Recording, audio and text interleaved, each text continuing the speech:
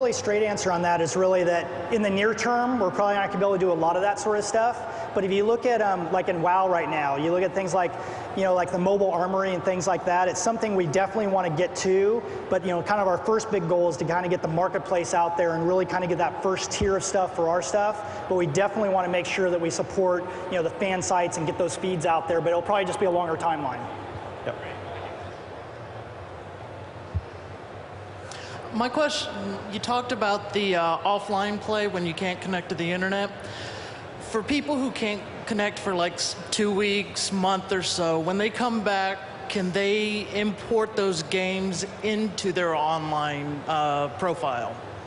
When you say import games, what do you mean? Do you mean save games or do you mean something else? Well, you mentioned achievements, a listing of what your best maps and everything. That's what I'm talking about. So for things like achievements, no. You'll have to be logged on to earn achievements, and here's the reason why. If we allow people to bring offline games into the achievement system, that really opens up the door completely to people hack the achievement system. So it's kind of like in World of Warcraft, or actually like Diablo 2 is even a better example. Diablo 2 had this concept of offline play, but you couldn't bring your character, you couldn't transport that character into online play, and it's for the same sort of reasons. Because anything that you can do offline, unfortunately, people could hack, and then automatically they would get all the single player achievements. And then with regard to the other part of your question, with regard to maps and with regard to save games will be synchronized. So you'll have a local cache, so when you play offline and you update, when you resynchronize to Battle.net, you'll be updated with your latest progress. And with regard to maps, you will be able to author maps offline and then reconnect to Battle.net and then publish those maps online. So with the focus on the ranking system now, are they going to be discouraging cheating by banning IDs and whatnot? And if they do, is it going to affect the other games? Like if you're a WoW player, Diablo player, if you do get caught cheating in StarCraft, will that actually affect those games as well? We have the ability to do any of those things. So the question is how egregious is what the person did. So one of the things we had in Warcraft 3, we could ban your account, but the thing was accounts were free, so you could just create a new account, so there really wasn't much of a detriment to it. Where if you look at something like World of Warcraft, obviously there is, I don't want to say there's no cheating in World of Warcraft, because obviously, there are gold farmers and some of that out there, but many more people don't want to risk cheating in World of Warcraft, because losing your account, you lose your character. So we're really expecting that to go over to StarCraft 2, where now, if you cheat, not only are you going to get banned from StarCraft 2, but you lose the ability to play it. So you'd have to go out and buy another box of StarCraft 2 to be able to go back on this service and cheat again. So you're actually going to lose real money to do it. So I really think that's going to cut quite a bit into the cheating.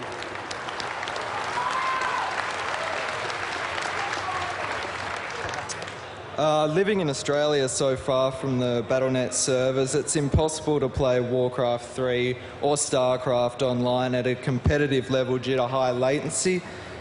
With the introduction of Battle.net 2, should I expect a significant reduction in latency along with the ability to play competitively with the rest of the world? All right, you get that one. Sure. Funny you bring this up because we were just talking about this yesterday. We definitely are committed to a high quality experience for all of our international customers across the world, both domestically here in the United States and globally. Australia and New Zealand is particularly challenging because, as you mentioned, there's high latency into and out of the continent. We are looking at various solutions to decrease latency on Battle.net in the StarCraft 2 era. I can't commit to anything right now, but we are looking at it and carefully evaluating our options there.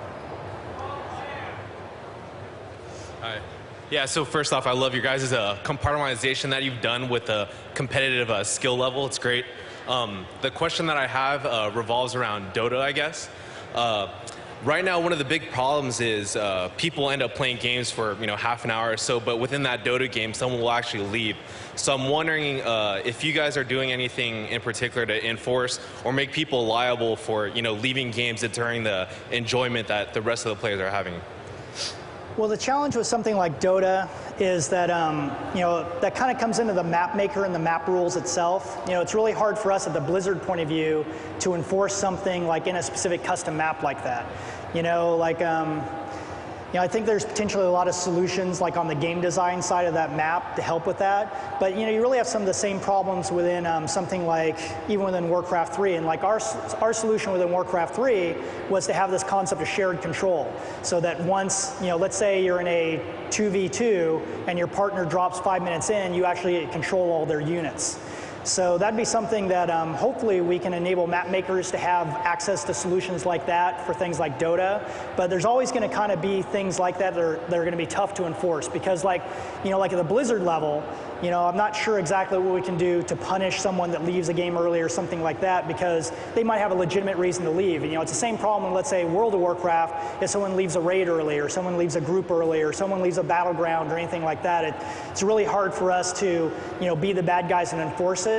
I think the right way to try to solve it is come up with clever ways the map creator can put things in there for the team to compensate. Looks like we have time for a few more questions. Hi, I was wondering what you were planning to do with like the pro gaming scheme. Like you have Kespa, you have watching all their like online pro matches. Like currently you can do that through like GOM TV. But on top of that, you could kind of do something like having, once a game is finished, and send some ladder and then say, okay, trigger it, it's put to a relay server and ship that data to a whole bunch of people that they can then watch like 15 minutes after the game is finished, and therefore they can't say, hey, I know this guy is playing, this guy's in this position. Have you thought of doing anything like that to get the pro gaming level and the kind of just the broadcasting of that kind of gameplay? And it's great for television. Yeah, absolutely. Definitely. We have a lot of thoughts around pro gaming in the StarCraft 2 community, and some of the stuff you're talking about is very similar to some of the stuff we're talking about.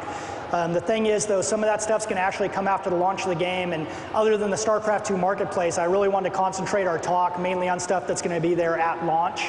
But we have a lot of really cool ideas for how to support the pro community in the future through replays. We even kind of have some concepts of, be able to watch games very quickly after they've been launched. All kinds of ideas of how to internet stream those things. And, we also even want to have kind of concepts to try to come up with cool leaderboards, so that if you're watching a game, which you might have noticed in the replay screen, just to make the spectator part of it a little more understandable. I really feel like the trick with pro gaming, not only with Star 2, but really with any of the games out there, is trying to come up with ways to make it interesting for the spectators. And really having a strong spectator mode. And I always draw this analogy, like, I don't know how many of you guys are poker fans, but if you look about 5 years ago, poker's been around for like 100 years. But about 5 years ago, it got like immensely popular. And it was all because they had this concept of the whole cam, where you could watch a game and you knew what all the players had. I'm really hoping that we can come up with kind of the RTS equivalent of the whole cam, and really kind of come up with cool ways for players to be able to spectate games, even if they're not hugely into the game itself. So we'll definitely have spectators, real-time spectators for SHIP. And then we're also working on Pro League replays as something we hope to have at SHIP. If not at SHIP, pretty soon thereafter, as 2 first steps. You heard it here first at SHIP. So we're working on that one for SHIP. We're looking forward to that. Thanks. Hi, I have a question for the matchmaking system. Let's say, like, I have a copper rank and I join a party with my friend who has a gold rank. How does that mix in with the 2 versus 2? So the way that works is that actually you'll have a 2 versus 2 rank together. So like, I can't tell you off the top of my head what that might look like, but yeah, if you're, let's say, copper and your friend's gold, well, as a team, you're probably something in between. And we actually will track your rating as a team separately from your individual rankings. So, if you're in, so you might have a 1v1 ranking in copper, you might have a 2v2 team that's in silver, you might have a different 2v2 team that's in copper, you might have a 3v3 team that's in platinum, so you kind of get the idea. We kind of identify the team almost like we would an individual.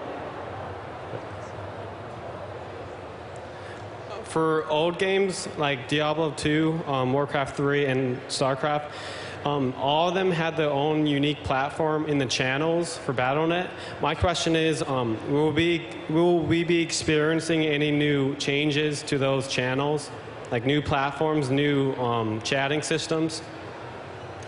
Not right now.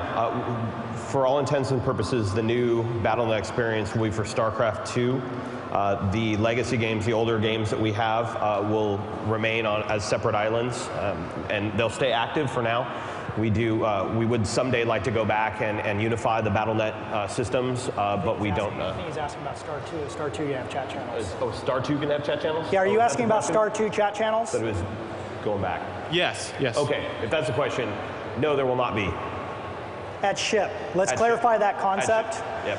It's actually something, we have a bigger concept around how we want chat channels to work, rather than kind of being these concepts within the previous games that were kind of hard to control, and they were just kind of these generic sort of channels like Zerg Strategy that we had to create. We have a much bigger concept that's going to be, a little bit after release, but a bigger concept around chat channels where they're going to be around subjects and around communities themselves. So even though they aren't going to be at ship, you are going to see them shortly afterwards. Right. All right, looks like this is going to be our final question. Hey guys, thanks for taking the question. I have a question. In light of your new marketing system for the games, do you guys have any plans for allowing people to incorporate their own models, textures, and animations for these maps? Yeah, absolutely. I mean, it's something actually, if you look at Warcraft 3, it took us a while, but we finally actually put out there some of the ability to do that in War 3, and it's something that we plan to do in Star 2. I can't go into the specifics because I'm actually not positive of the ins and outs of that, but if you go to a Dustin's panel, I think they might be talking a little more about those details, and certainly if you ask the question there, you'll get a much more technical answer than something I could give you. All right, thanks so much, guys, for joining us at our panel. And let's give it up again for Rob and Greg. Thank you. Up next in this hall is going to be... Welcome back to BlizzCon 2009, live. The most intense gaming convention on the planet.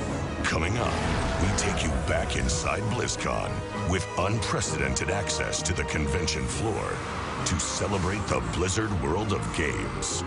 Plus, interact with us on the air. Enthusiasm and excitement reign supreme at the mecca for dedicated gamers worldwide. We're glad you've joined us and Blizzard players from around the world as we make gaming history. The world's most passionate gamers have all come together in Anaheim, California. Get set as we return to this extraordinary television event. BlizzCon 2009, live on DirecTV. I'm a Blood Elf. I'm from the world of Warcraft, and this is the Turning Tide. I'm the Terran Firebout, and I'm going to win the costume contest at BlizzCon. Now, those are just some of the costumes that the fans have put together for BlizzCon 2009 here in Anaheim, California. And in just a few hours, the highly anticipated BlizzCon costume contest is going to happen here in Anaheim. To see who the winner is, you guys are going to have to tune in live here on DirecTV and on the internet.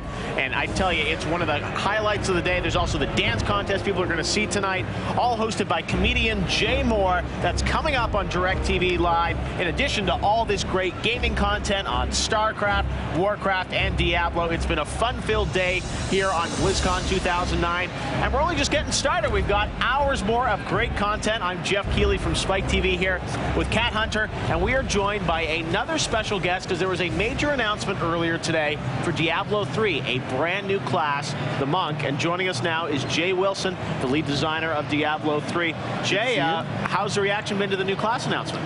So far, it seems really good. Everyone seems really excited about it and having a lot of fun. We were watching people play in the game floor, and because as soon as the class was announced, we unlocked them in the demo so that everyone could play them. And so we've been kind of watching and getting feedback, and people seem to be having a really good time. Were there people actually sitting down playing, and then their game instance changed after the announcement, and all of a sudden they could pick a new class? Yep. Oh, that's cool. Yeah, we just had a little switch that we flipped, and once we did that, then everyone could play the Monk. Oh, that's awesome. Now, I got to ask you about the fact that you've announced, 4 of the classes now. The monk is there now. There's, female and male versions of a lot of these characters. We have the monk as the male version. Is there a female equivalent that you've announced yet? There will be a female equivalent of the monk. We're actually working on it right now. We aren't showing her today, but we are working on it. Can you have a female monk, or do you have yes, you can't? Because it's our world and we can do whatever we want.